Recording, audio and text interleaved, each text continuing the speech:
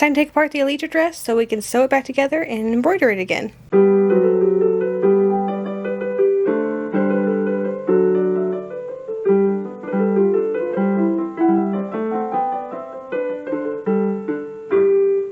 Hi everyone, my name is Caitlin, and on this channel I teach old-fashioned sewing skills and we copy originals.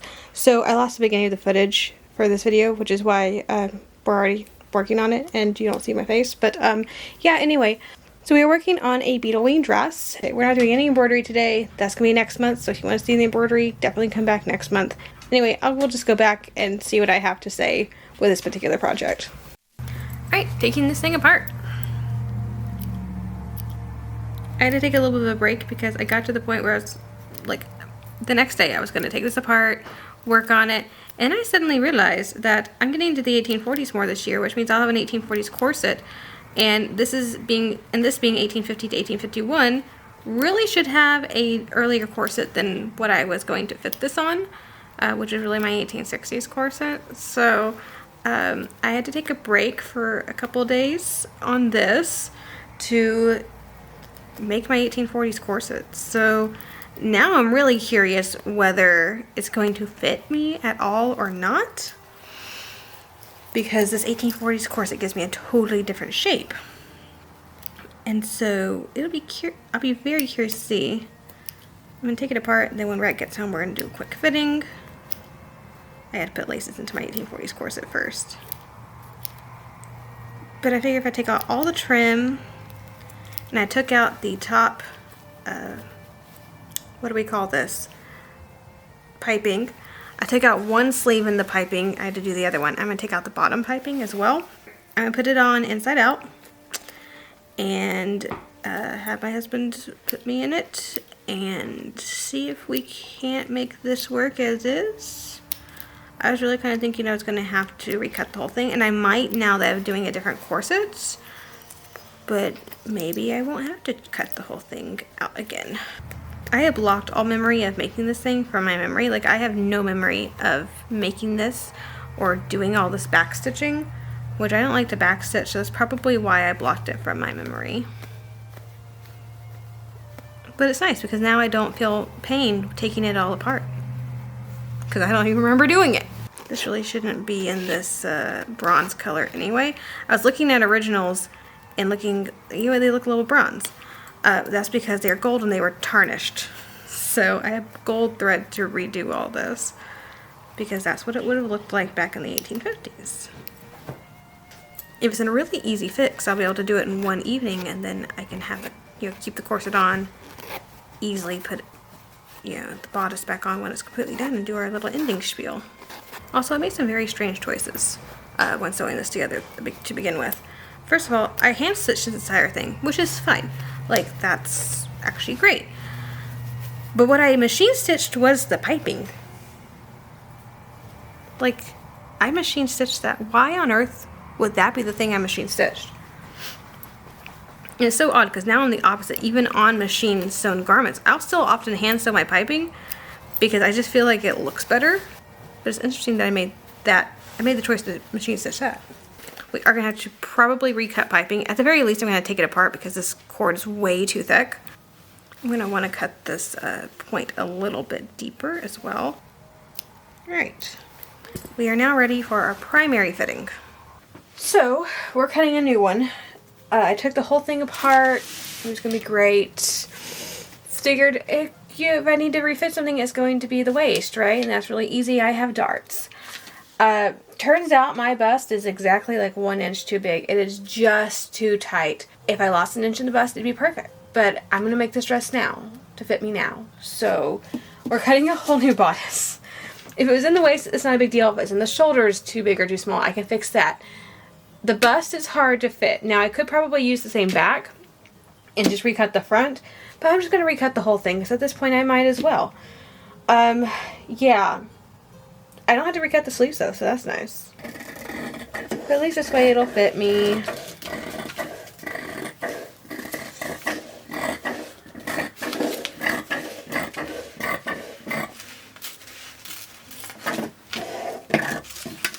I have plenty of extra fabric, so it's not a big deal.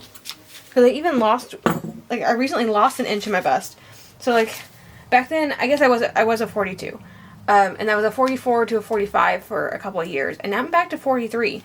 So I was hoping that maybe it might work, but nope, it didn't. But I finally made myself, it was a good excuse to finally make myself an evening dress pattern. Like an evening bodice pattern. I've been using my regular day bodice and just like cutting around, you know, lines that I have. But I finally made a designated pattern for evening dresses. So that's what this is. So I have a lot of piping I can stitch together. I have sleeves to sew. And I basically did a rough of this bodice. So there, I have the backs turned in. We'll start here. This is the side back tuck that we take. So you can cut a 3-piece back in the mid-19th century, or you can fake it with a tuck. This looks a lot better if you have like really big patterns or any type of pattern you're trying to match. It's hard to match a curved line, but if you take a tiny tuck, it works out fantastically.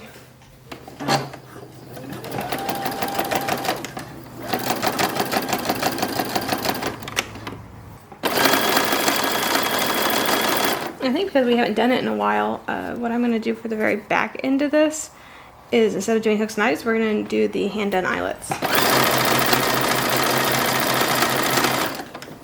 That just sounds more fun. Next is going to be side seams, shoulder seams.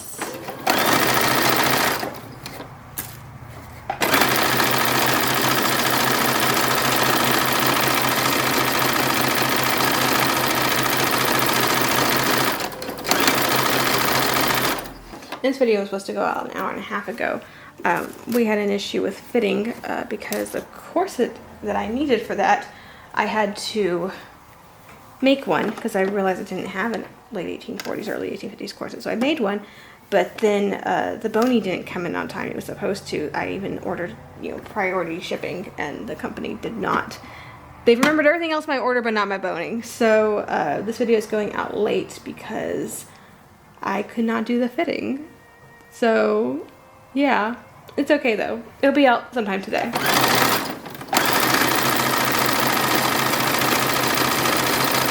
I'm going to sew a boning channel, but that gets done by hand. So I don't want it really noticeable. And then piping, and we'll just put this thing together. Hopefully this will be pretty quick because it shouldn't take too long. It's just a bodice. So I'm going to start with boning, and the I put one in, of course, the middle here, so I just whipped that in. I didn't want to do it by machine because that was going to be very obvious. Hand stitching is a little bit more invisible. And then my machine has decided not to work for right now. And so it sewed the top piping in pretty well, but for a while there it wasn't cooperating. So I just decided to put these in by hand all the way up. And then I just used the thread. And we're kind of basting it in almost. I'm not doing really nice stitches, but this will help get the bodice some structure. That is something I'm noticing in a lot more originals that I wasn't doing for a long time, and that's boning the bodices. Even day wear, but especially evening wear, I've noticed on originals, has been boned. And so it's one of those things I'm going to have to go back on some of my other dresses and bone bodices, especially darts, because I see it so often in the mid-19th century. I gotta check my 1840s dress, but the original, I think even it's boned. Of course, as soon as I turn the camera on, so is the AC gonna, well, this video is already late, so we're just gonna talk through it. Yes, I'm using German plastic whalebone because it's a great approximation to actual whalebone without killing any whales. Alright, let's turn this back over. I'm putting in piping. And I just needed to bone the bodice before I actually put in piping. Boning the bottoms of bodices like this can be very difficult. These little pointed edges. I find that there's like a little pleat that if you do it just right, it looks great. Cotton organdy wrinkles like crazy, so it already looks kind of frumpy. But that's an easy fix. Just an iron. I can do that. I'm going to sew a little bit more on that, but honestly, it's getting pretty close. I guesstimated how much I would actually need. I cut extra, but when I was sewing it together, I guesstimated, and it looks like I got pretty close within a couple of inches without doing any measuring. That's cool. Alright, I'll work on that in a second. Let's go ahead and do this. You can sew the piping in by hand, but afterwards it has to be whipped by hand. I did pipe the arm side already, so that's done. It's ready for sleeves. I just have to put the sleeves in. Of course, we're not doing any of the embroidery this month. Embroidery is going to be next month. It's going to be either the sleeve or the neckline embroidery. I haven't quite decided. It's going to be very simple. But something that's kind of light to dip our toes into the whole elytra process. I also, because this got done last minute, I don't know if we're going to be able to try this thing on. Because it closes out the back, and my husband is not home this weekend. He went to an event. It was a guy thing, and so I'm here getting all my sewing done. But I have no one to actually put me into this thing. So we're going to go old school, back before I had a husband, and just put on the undergarments, and I'll hold it in the back to pretend that it's on, which is how I used to do things when I lived alone. Alright, we're wrapping this up. So sewing in a sleeve, and even on machine sewn garments, I prefer to do this by hand. I've noticed that on some originals I've seen as well. I think it lays better. So I'm doing a back stitch. Not a particularly nice back stitch though. I really should be, but I don't. Also, I don't know if I feel like editing this video tonight. It might come out Saturday, which is fine. Alright, and the very last step would be the eyelet holes. Are really actually easy. I like doing eyelet holes, which is weird because I hate buttonholes. So you can do a buttonhole stitch, which I actually like doing. I think it looks really nice, but for time's sake, it's basically like a whip stitch. And this is a perfectly period appropriate way. So either the buttonhole stitch or just whipping it like this is appropriate for doing eyelets. So after looking at a couple of originals, I have come to the conclusion that it was more normal for bodices like this to spiral lace as opposed to doing the X's when you lace it, which is funny because I was actually looking at a bunch of Met dresses and I noticed a lot of them had the X. But when you looked at the bodice itself, the bodice was off kilter. Like one side was higher than the other, and after like looking at 2 or 3 of them, I was like, the Met just has them laced wrong. They're supposed to be spiral lace dresses, and they just didn't. I don't know, I think spiral lacing is easier. I think it's faster to do than bunny ears or the X's or whatever. And you're trying not to break the fibers. You're trying just to push them apart, so you're doing it very gently. Probably broke a few of the fibers. And I'm just jumping, so there's thread. I've seen this with buttonholes and buttons. Oh yeah, I never did hem the sleeves, but that's because I'm gonna hem them by folding it up a little bit and putting trim over top. But I don't have the trim yet, and I'm gonna save that for the video when we actually do the sleeve embroidery and trim the sleeves. That's gonna be like the whole video is just trimming the sleeves. So I'm going to leave that for that point. So that is why my sleeves have a raw edge. But other than that, everything else is done. I'm also going to leave the tucker off. We're going to do the tucker next month. I think it's going to be a lot of it. I think it'd just be annoying to have to embroider around a tucker. I think it's best to do the embroidery first, and then we'll put the tucker on next month after we're done with the embroidery. Around the neckline. That is the neckline embroidery. And then next month, after we do the embroidery, that should be a weekend where Rhett's home, and then we can try it for real on then. All right, here we are. So you're gonna see my chemise. I'm sorry, it's just, the sleeves are long enough to where if I put my arm up to do this, the crook of my elbow is catching the sleeve and it won't let me push it up, and so I can get one sleeve to not show, and then this one, yeah. This also is not the right chemise.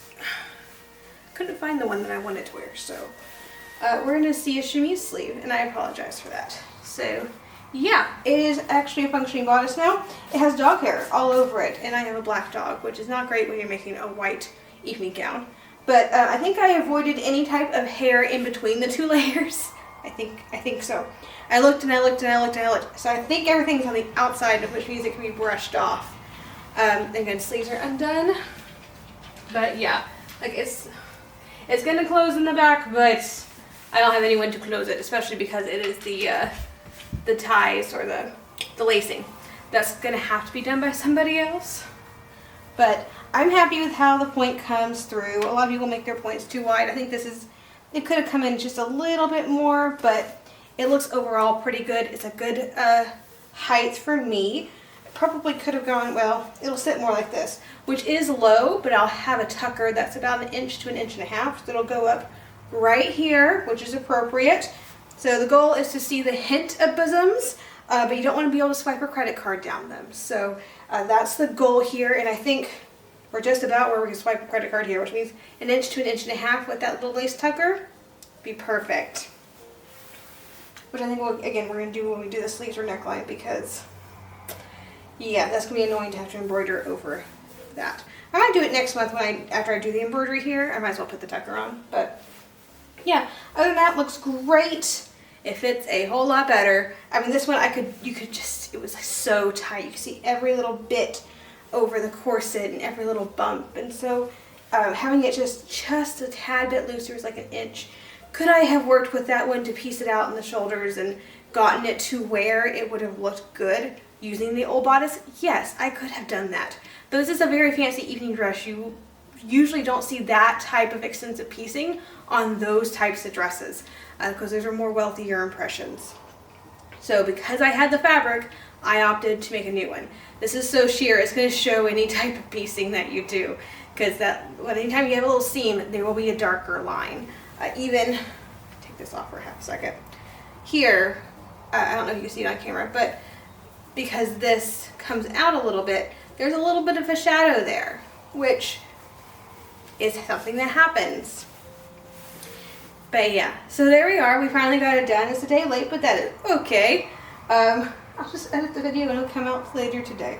I probably should have moved one of the other videos, which is what I usually do when things run late.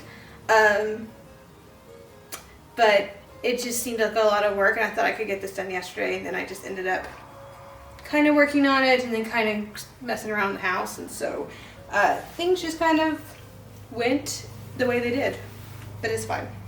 Yeah, we can start the embroidery next month. That'll be fun. I'm actually kind of dreading it, but we're starting with the bust. We're starting small. So we're going to start with just the neckline, and then we'll do just the sleeves, and then I get to think about the skirt. So I have a couple months before I even have to process all of that skirt stuff, because that's what scares me with this project, is the skirt stuff. Other than that, I think it looks really good. I can see some shadowing, especially where my chemise ends.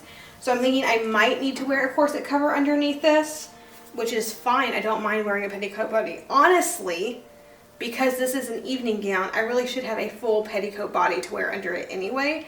And I've been thinking about making one anyway. So maybe it just needs to move further up the to-do list.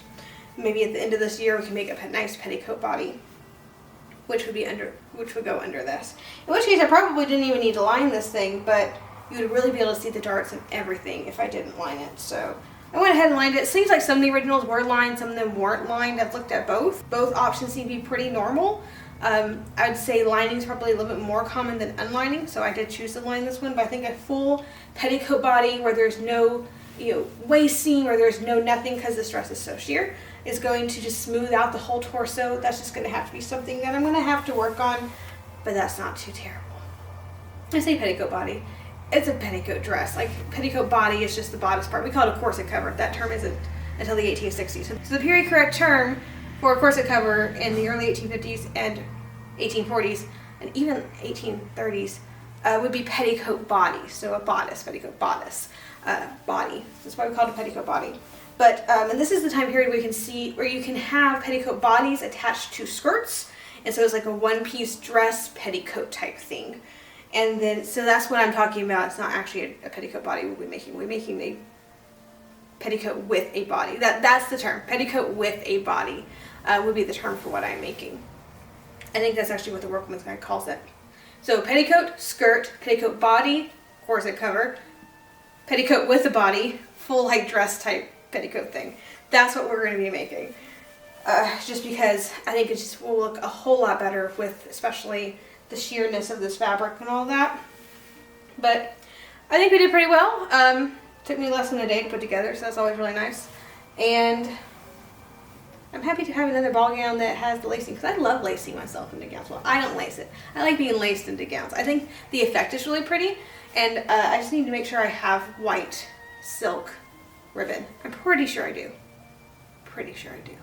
Yeah, if you enjoyed the video, please like, subscribe to the channel, click that little bell notification so you're notified anytime I upload a new video, and as always, have a fantastic week, and I'll see you back here in the next video.